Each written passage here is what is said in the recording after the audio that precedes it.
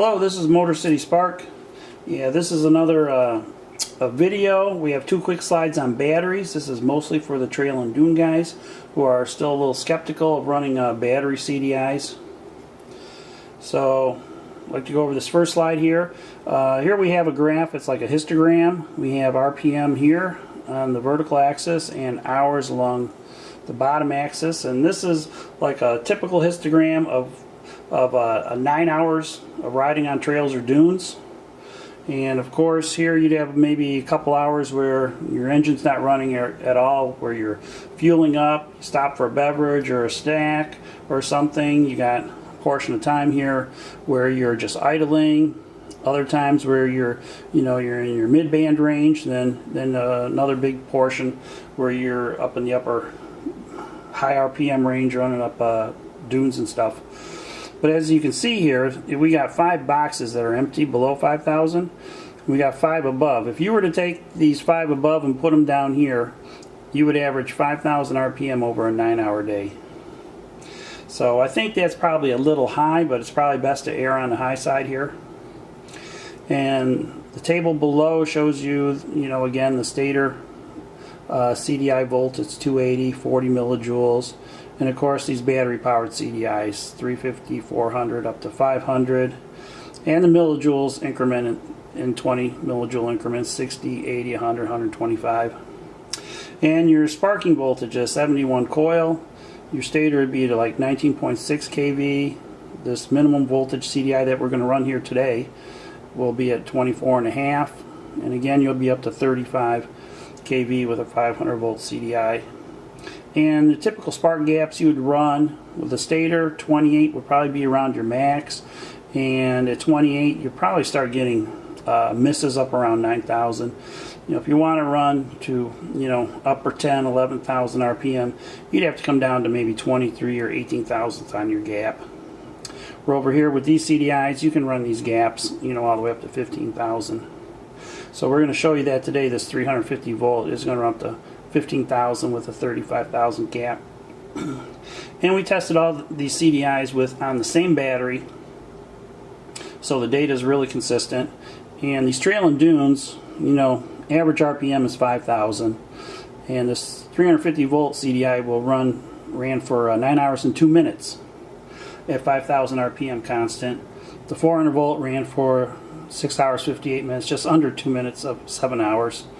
And these race ones, we run them at 10,000. And these are the times of running at constant RPM on that 7,000 milliamp hour battery. Now if we go to the next slide, this again shows you hours. And the bottom is the different voltage of CDIs. And this is all these points are with a 7,000 milliamp hour LiPo battery. So here you see our 350 volt. At 5,000 RPM it ran for 9 hours. If we spark twice as much at 10,000, it runs for 4.5 hours. Likewise, our 500 volt one here at 10,000 ran for 2 hours and 10 minutes.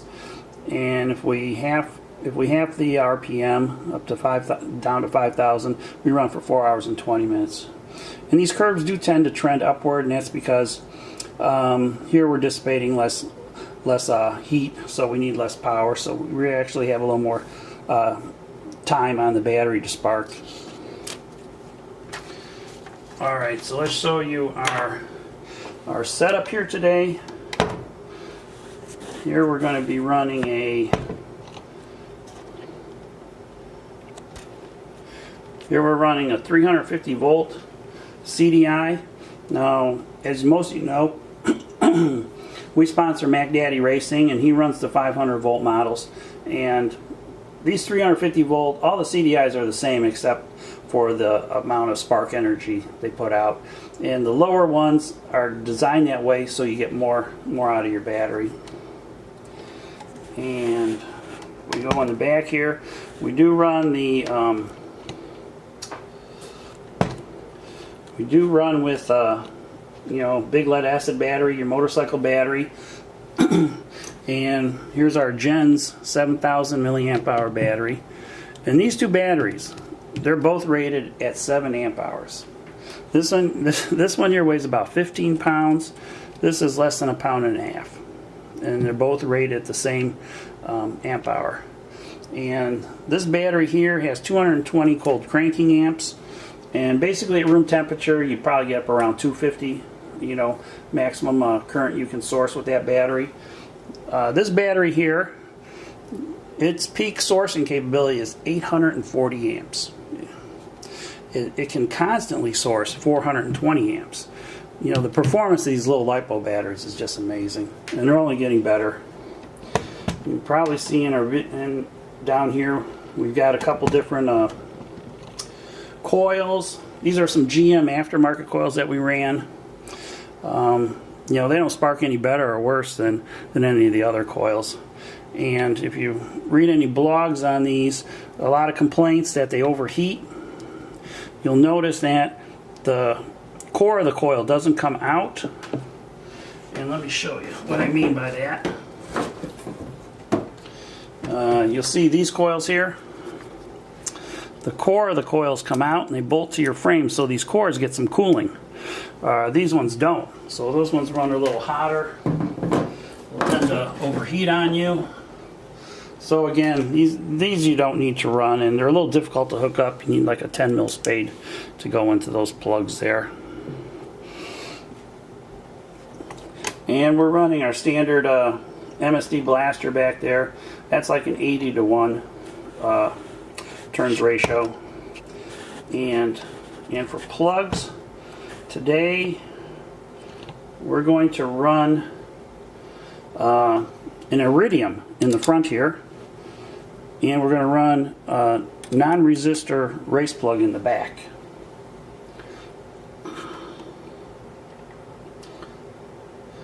So let's turn on our pulsar. It's set pretty low here.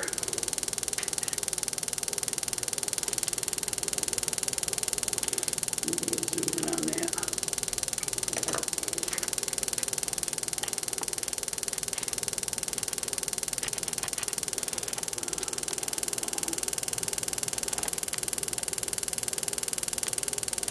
Oh, we'll just have to move the camera then.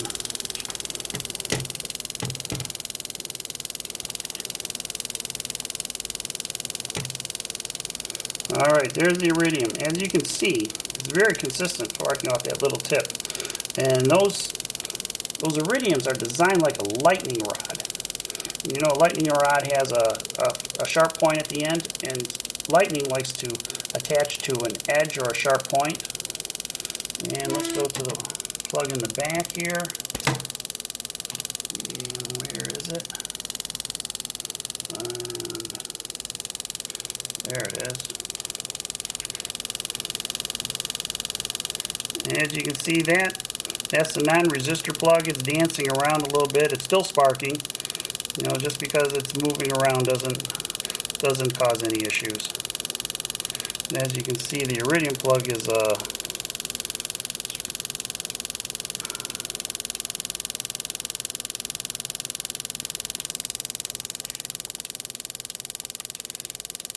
having a little trouble with the camera here today.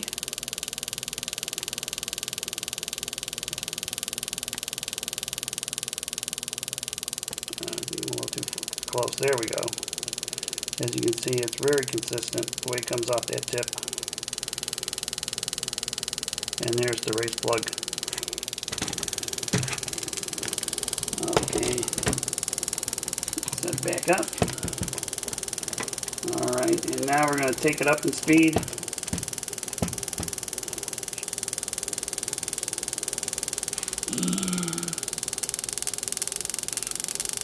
We're going to run it up to 7,500.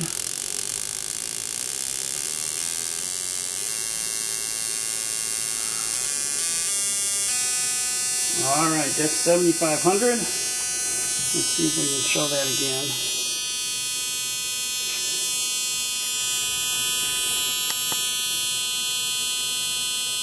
That's the iridium.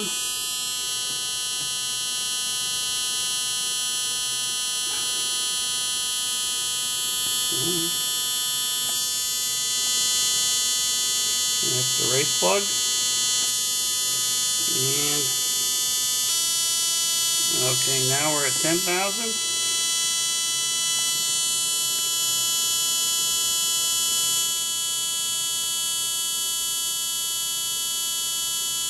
And here's the iridium. And we're going to go up to 15. That's our iridium. And there's the race plug.